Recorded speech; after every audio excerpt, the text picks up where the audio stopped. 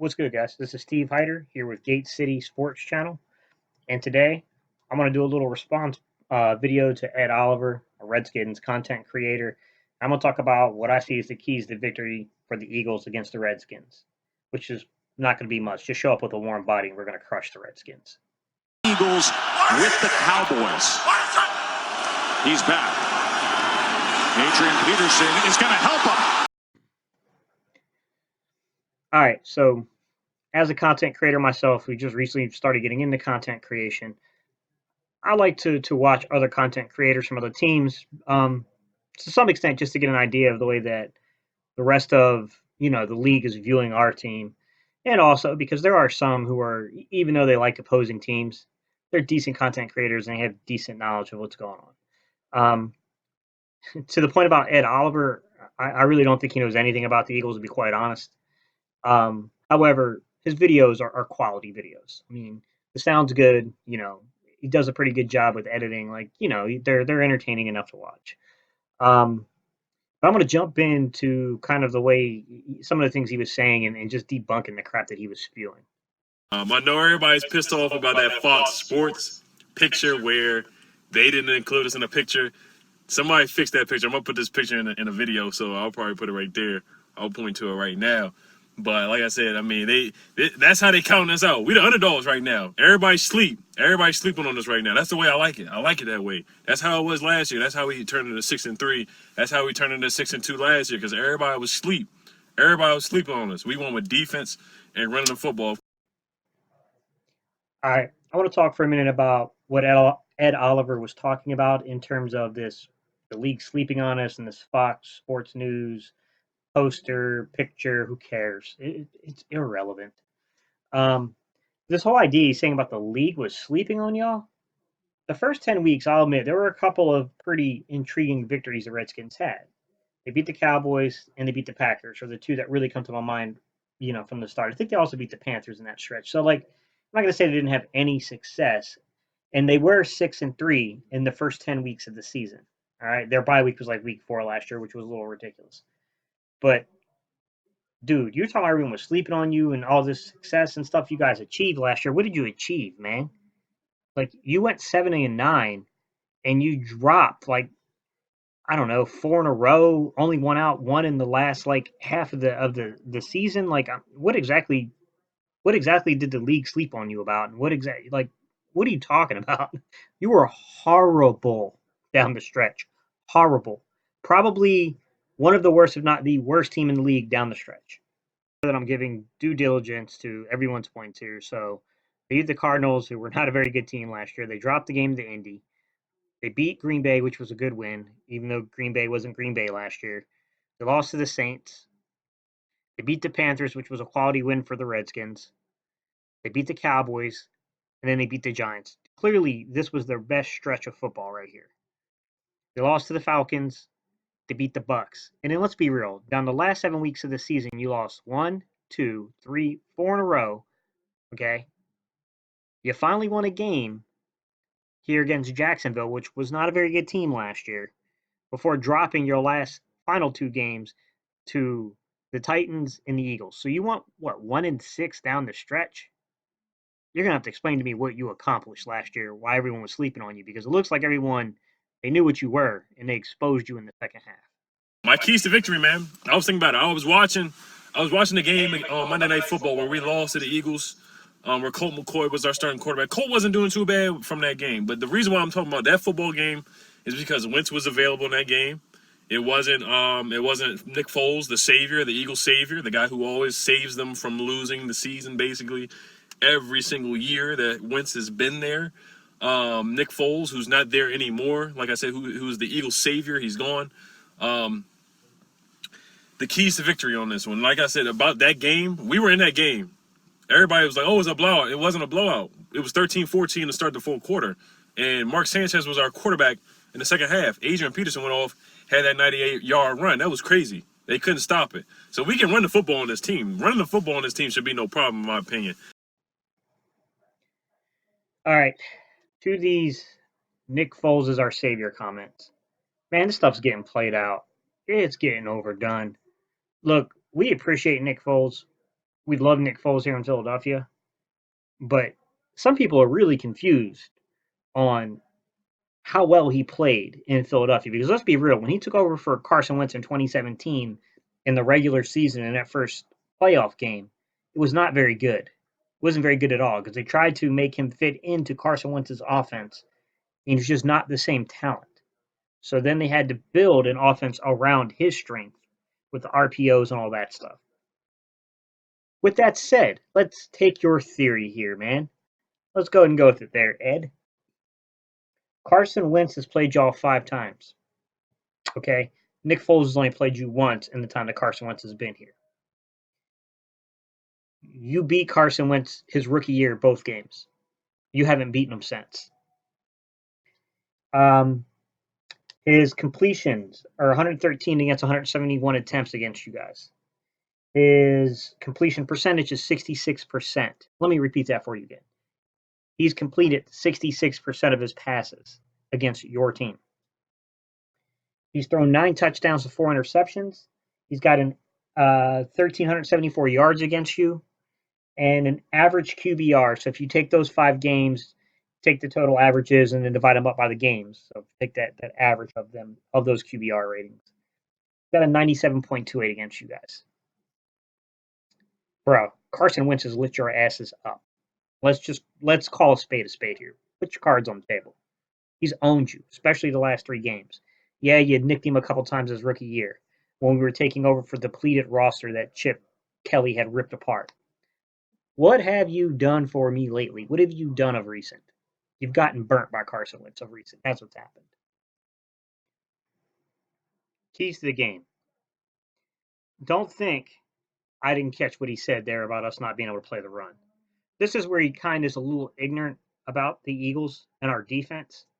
And I will admit, when you look at rushing attempts and total yardage, the Eagles were a top 10 defense against the run there.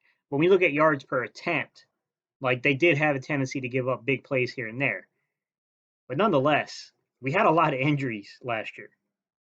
And teams did not opt to try to run at us. They were not trying to run at Fletcher Cox, Brandon Graham.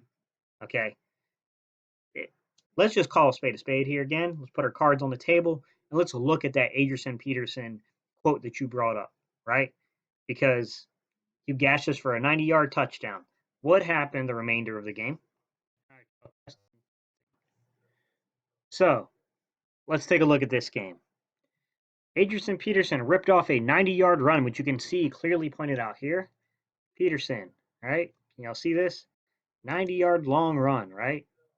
He had 8 other rushing attempts where he got 8 yards on them. You didn't get a 100-yard rusher that game, even though you already had a 90-yard chunk. Okay? What are you referring to, man? Let's come over and let's look at the Eagles side. Josh Adams had 20 carries for 85 yards. Clement had 5 carries for 27 yards. Sproles had 4 carries for 22 yards. Wentz got sacked, it looks like, because he had a -4. So clearly there must have been a sack in that game. With that said, who outrushed who, actually? Let's go to the second game that year. All right, Josh Johnson was your quarterback in that second game. Chris Thompson had 2 carries for 10 yards. Perrin had 3 carries for 7 yards. Josh Johnson had 4 yards. Peterson had 4 carries, had no yardage. What am I missing, boys? Looks like to me you better find another way of trying to attack the Eagles than trying to run the ball on us. That way. But like I said, on the Eagles, I like their weaknesses. I do. I think they're weak at the linebacker position. I think somewhat their offensive line is a little overrated. They had the little naked issue or whatever. That was pretty weird to me. We need to beat them. Ain't nobody about to pose naked on a magazine to beat us out. Heck no. Come on now. Let's have some respect for ourselves. Come on. Let them they have no respect for themselves at all. But Woo! Okay, I just want to remind you of those words you just said come Sunday. Because you're about to find out what this offensive line can do because it's going to push you all around. And there's no disrespect to your front seven because I do agree that you got good linebacker play. I do agree that you got good defensive line play. But boy, you think we're soft on the offensive line? Okay, we're about to find out because you're about to be a joke. The biggest key is make Wentz uncomfortable because he is fragile. He will get hurt. I'm not saying go for his legs or nothing like that, but just hit him. You don't have to sack him, but hit him. Make that man uncomfortable. We cannot let him spin around and get out because what's happening, we used to get there. I was watching like I said once again Monday Night Football. We were getting there, but he was spinning around, getting out of it. We got to corral him and bring him down. We cannot let this man dance and get out of the tackle. We cannot let that happen. We have guys like Deron Payne, John Allen. You got all the energy in the world right now. None of this fatigue stuff like what happened in the second half of the season. Ryan Kerrigan, Sweat, Ryan Anderson, Casanova McKenzie. Hit this man. Hit this man. Hit this man. Please hit Wentz. I don't care if you don't get the sack, but hit this man. You just got to hit this man. You got to hit this man. You got to make him know that we are there. We have to make him know that we are there because he's out of rhythm right now. If you saw Trubisky and Rodgers, all them guys were out of rhythm. They were awful last night. They were bad. Oh, man. This narrative. Carson Wentz is soft. Are you kidding me? Do you guys even watch football before y'all talk? My man came back from an ACL tear where he scrambled going into the end zone. Okay? He's not fragile. He's not brittle. This isn't Sam Bradford, fool. He played with a fracture in his back. Please. He's soft? Man, y'all about to find a lot about the Eagles this Sunday. Y'all going to find out a lot of information about the Eagles. And it's going to be, bro, it's going to be alarming when y'all find out that not only are we talented, but y'all want to play the underdog card? Come on, please. I like a receiving core. I think it's a low-key receiving core. Those are really most of my points right there. But we have a low-key receiving core. Nobody knows these guys. Nobody knows who Trey Quinn is. Nobody knows who Terry McLaurin is. Nobody knows really who Paul Richardson is. I love Paul Richardson. Like I said, he's a poor man's Deshaun Jackson. He's like a baby Deshaun Jackson. We already know what Paul Richardson can do. He had a good game against the Packers last year, a good game against the Panthers. Good games. He had some good games, man. He had a good, decent game against the Cardinals as well. So I love the things that Paul Richardson did last year. I think he can do some good things if he can stay healthy. I think he can fool around and get like 900 yards receiving, 1,000 yards receiving. But I love Trey Quinn. Trey Quinn's going to be really good. I got Trey Quinn getting like 5, 6, 7 catches this game for like 80 yards, having like a Cole Beasley kind of game or like a Amendola kind of game, something like a Wes Welker kind of game for real. That's what I see him doing. I'm sorry. Did I just hear you correctly? Did you just try to equate Paul Richardson as being a poor man's Deshaun Jackson? Have you lost your mind? How delusional is your fan base? A poor man's Deshaun Jackson? More like a Walmart's clearance bin Deshaun Jackson. What the hell are you talking about? He's garbage, man. Look, I empathize with you being an Eagles fan. We went through this with Todd Stinkston and James Trash. We went through this. You got horrible receiver play. I'm not saying you don't have young talent on that team because I do actually believe that McLaurin and Kelvin Harmon, which you forgot to even mention, are actually going to be good receivers for you guys. McLaurin has got the over-the-top speed, and he's better at it than Paul Richardson. Okay? Kelvin Harmon is being slept on because NFL analysts were turning on the tape saying, oh, he can't separate, not knowing this he's strong. He's got strong hands. He's got a strong body. He doesn't need to separate. He's an Anquan Bolden type. He's just going to go take the ball away. You got young talent there, but it ain't there yet. It's not happening for a few years. So, Paul Richardson, what are you talking about, man? I'm just telling y'all. You're disillusioned. The matchup size. Now I think our offensive line should do a good job. Sheriff is Sheriff. Sheriff's all pro. I have no problem with him. Morgan Moses is really good when he's healthy. Rouye is really good, and I believe in my man Donald Penn. The only question mark, like I said, is Eric Flowers. And if Eric Flowers doesn't step up, throw Wes Martin in there real quick. I know he's a rookie, but if Eric Flowers does Eric Flowers things like he's done, letting people go by him, you got to take him out of the game. We don't have time for that. We just don't have time for that for real. I know they're trying to do this experiment thing, and they trust in Eric Flowers or whatever. Run blocking, I have no problem with him run blocking. Professor Cox is on Scherf and Morgan Moses' side for the most part. They're going to be really going up against Malik Jackson, and I forgot the other guy, Brandon Graham, or whoever. I forgot the other D-end for the Eagles. I can't remember his name. I think it's Barnett. We can go at them boys. Eric Flowers is a big fella, man. Just use your strength. Come on, Eric. Man up, Eric. We need you to man up, Eric. For real. I'm not gonna call you the turntable in this game. I'm not. We believe you, Eric. We need you to step up, bro. We need you to step up. We trust in you right now. Now, like I said, if one mess up, we just don't have time for it. We're gonna throw the rookie in there, Wes Martin. We just don't have time for the spinning around and turning the table. We don't have time for that today. We don't have time for that in Philly. We just don't have time for it because, like I said, they got some good guys. They got some good guys, but Okay, let me help you out. Our left defensive end is Brandon Graham. Our left defensive tackle is Fletcher Cox. Our right defensive tackle is Malik Jackson. And our right defensive end is Derek Barnett. But it ain't going to matter because we play the defensive line like a hockey team does line shifts. So you're also going to have to get to know Tim Jernigan. You're going to need to get to know Hassan Ridgeway. You're going to get to need to know Josh Sweat, Vinny Curry, Deshaun Hall. We're going to be coming for you. And by the way, don't just think because Fletcher Cox lines up on your right side of the offensive line, our left side of the defensive line, bro, we're going to be running stunts at y'all. You're going to be facing a lot of movement on the defensive line. And I'm going to tell you right now, yeah, your right side of your offensive line it's decent. Your left side is horrible. You might have faith in Penn, but you won't have faith in him after this game because you're going to be underneath a lot of pressure, a lot of duress this game. And it's going to be known right from the start. You're going to see it right from the start. like I said, and their quarterbacks are a little overrated to me. I mean, Maddox is okay. He's getting better. I respect Darby. I like Darby a lot, but, Amari Cooper tore his ACL in Dallas. He can definitely get cut up. We've cut them up before.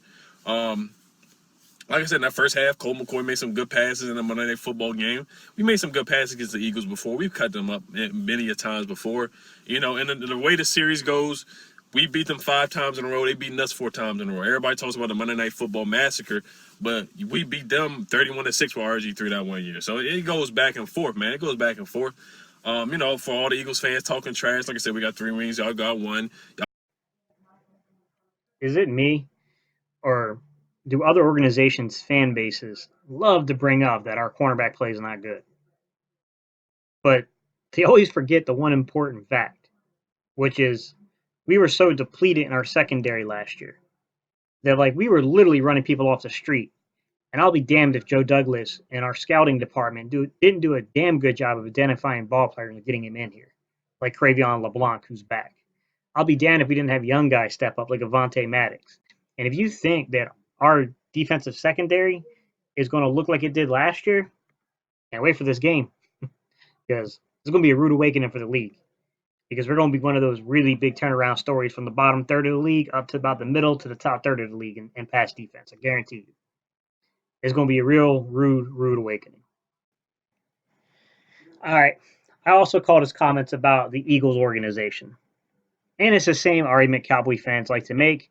It always makes me laugh because the last time you guys were relevant, both the Cowboys and the Redskins, you were watching it on a 27-inch box TV with a VCR. Go screw yourself with that shit.